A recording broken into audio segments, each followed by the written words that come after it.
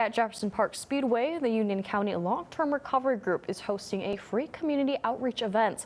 The event is to provide resources, support for those affected from the floods, and to thank those who volunteered to help the community during those floodings.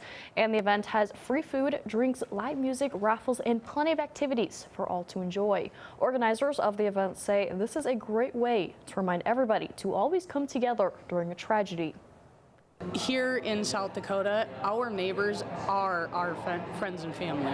We are all one community, so we ultimately are the ones that are going to put ourselves back together. So it's a big community effort.